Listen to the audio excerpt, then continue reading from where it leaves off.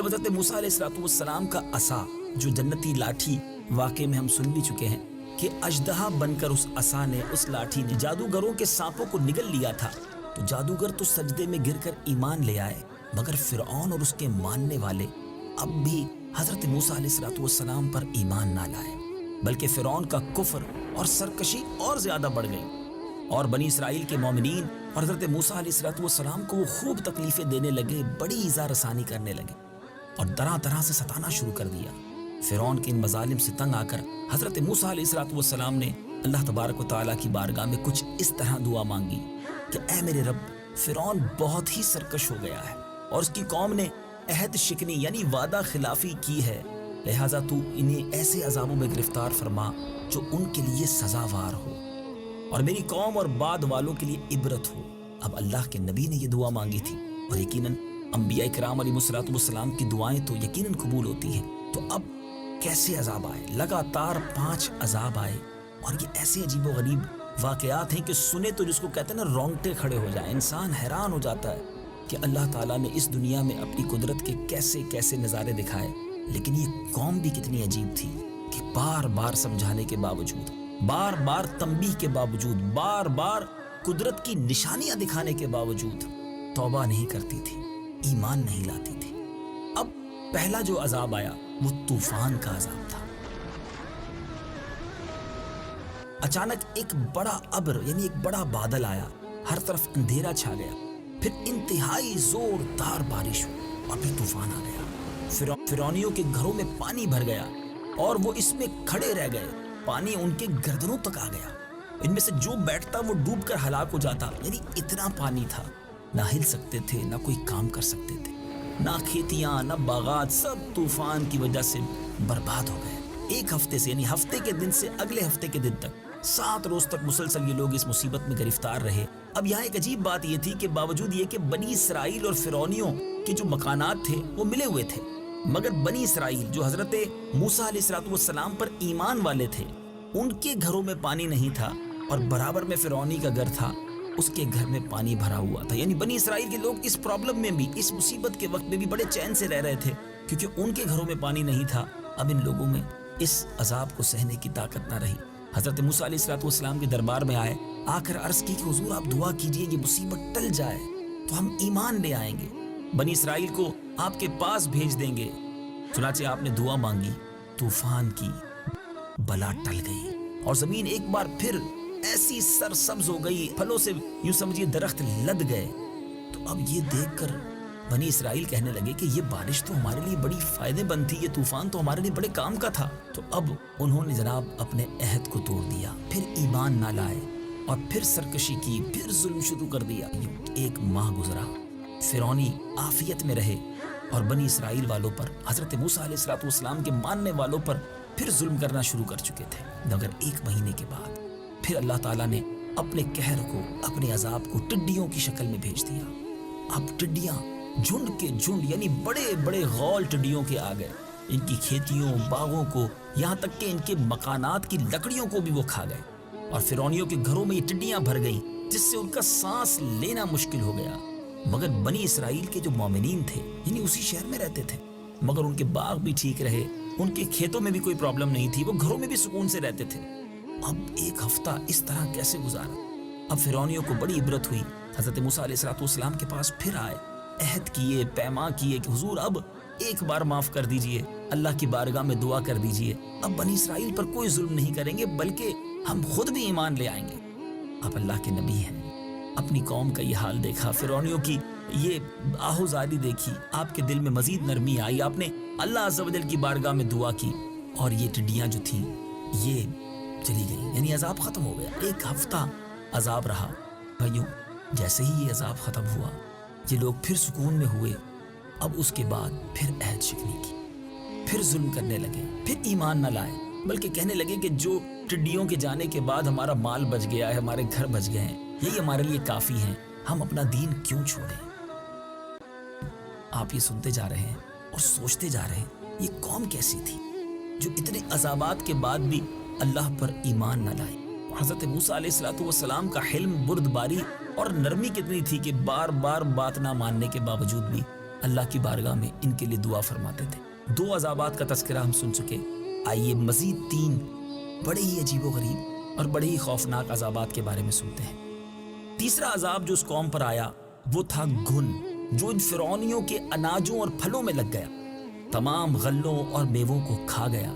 بعض مفسرین نے فرمایا کہ یہ ایک چھوٹا سا کیڑا تھا جو کھیتوں کی تیار فصلوں کو چٹ کر گیا اور ان کے کپڑوں میں گھس کر ان کے چمڑوں کو کاٹ کاٹ کر انہیں مرغے بسمل کی طرح تڑپانے لگا، یہاں تک کہ ان کے سر کے بالوں، داڑھی، مونچھوں، بھووں، پلکوں کو چاٹ چاٹ کر، چہروں کو کاٹ کاٹ کر انہیں چیچک زدہ بنا دیا۔ یہ کیڑے ان کے کھانوں، پانیوں اور برتنوں میں گھس جاتے تھے، جس سے یہ لوگ نہ کچھ کھا سکتے تھے، نہ پی سکتے تھے، نہ لمحہ بھر کے لیے سو سکتے تھے۔ 1 ہفتہ ایسی تکلیف میں گزرا۔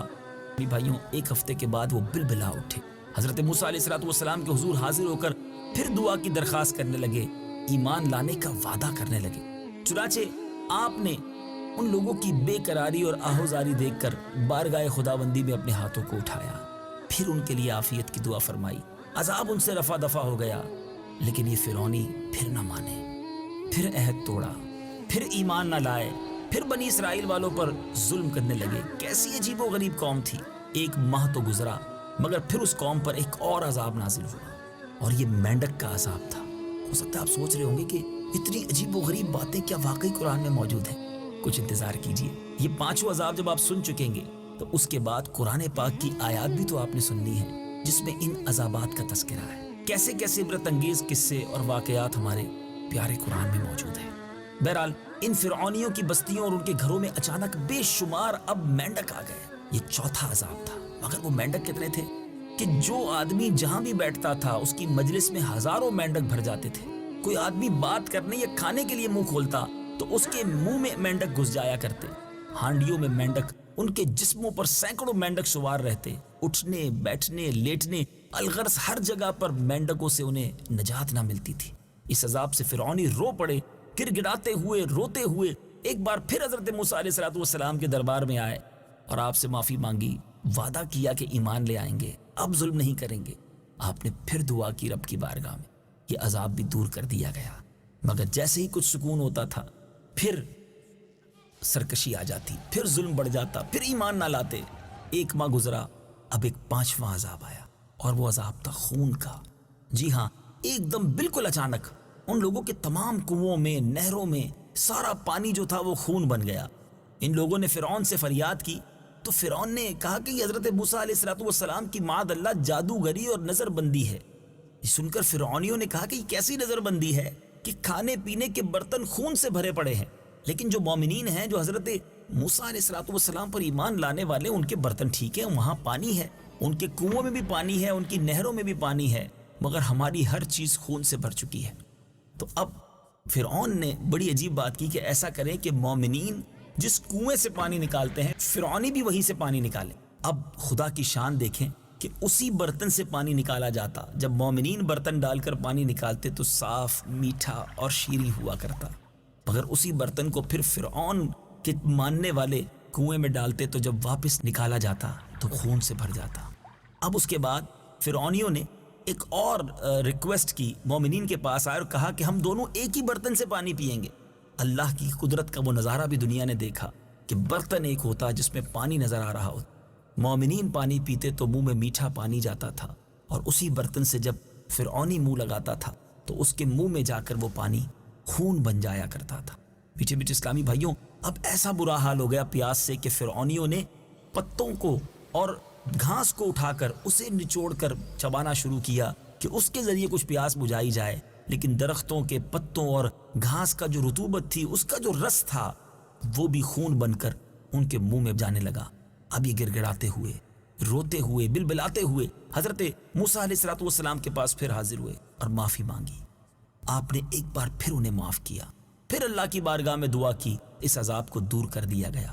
پھر یہ 5 عذاب مسلسل ہر ایک ہفتے کے دن آتے، دوسرے ہفتے کے دن تک، یعنی 7 دن مسلسل چلتے رہتے۔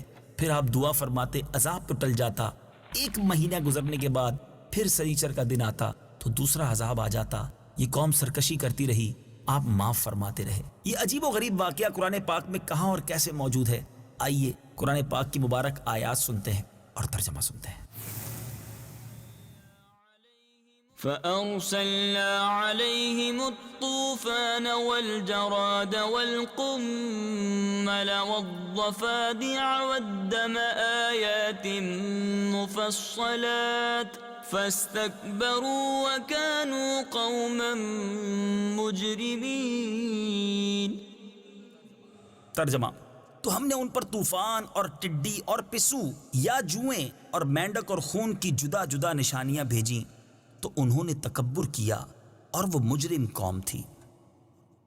وَلَمَّا وَقَعَ عَلَيْهِمُ الرِّجْزُ قَالُوا يَا مُوسَى ادْعُ لَنَا رَبَّكَ بِمَا عَهِدَ عِندَكَ لَئِن كَشَفْتَ عَنَّا الرِّجْزَ لَنُؤْمِنَنَّ لَكَ وَلَنُرْسِلَنَّ مَعَكَ بَنِي إِسْرَائِيلَ.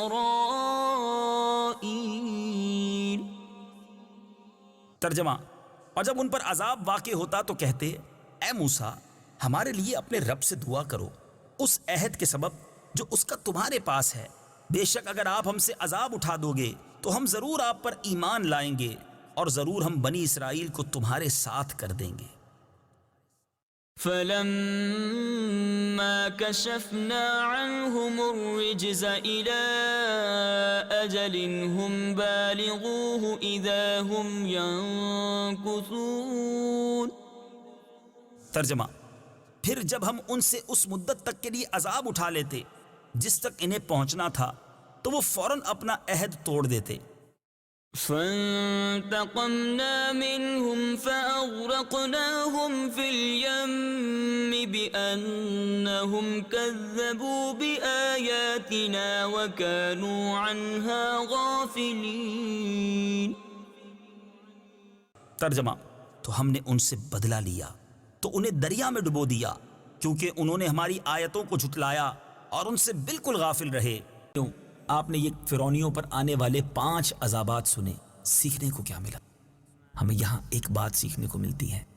آج ہم پر بھی جب کوئی مصیبت آتی ہے تو دل نرم ہو جاتا ہے. بعض لوگ مسجدوں میں نظر آنے لگ جاتے ہیں. اچھی بات ہے، مصیبت میں اللہ کو ضرور یاد کرنا چاہیے، لیکن جیسے ہی مصیبت دور ہوتی ہے، جیسے ہی راحتیں ملنا شروع ہوتی ہیں، لوگ پھر سرکشی میں، پھر گناہوں میں پڑ جاتے ہیں. ایسا نہیں کرنا چاہیے. ہمیں راحتوں میں بھی اپنے رب کی فرما برداری کرنی چاہیے، ہمیں تکلیفوں میں بھی اپنے رب ہی کو یاد کرنا چاہیے. اور اسی واقعے سے ایک اور بڑی پیاری بات سیکھنے کو مل رہی ہے کہ حضرت موسیٰ علیہ السلام کا حلم، بردباری اور نرمی تو دیکھیے. ستا بھی رہی ہے قوم، پریشان بھی کر رہی ہے، مگر آپ معاف کیے جا رہے ہیں. ہر بار انہیں معاف فرماتے ہیں، ہر بار ان کے لیے دعا کرتے ہیں. پیارے آقا علیہ السلام کی سیرت میں یہ پہلو تو اور زیادہ موجود ہے کہ آپ نے جان کے پیاسوں کو، خون کے پیاسوں کو معاف فرمایا. اے میرے میٹھے اسلامی بھائیوں، کیا ہم معاف کرتے ہیں؟ کیا ہم درگزر کرتے ہیں؟ چھوٹی چھوٹی باتیں یاد رکھ کے دشمنیاں چلاتے ہیں. خاندان کے خاندان ان دشمنیوں کی وجہ سے برباد ہو گئے ہیں. آئیے میٹھے اسلامی بھائیوں، اس قرآنی واقعے سے یہ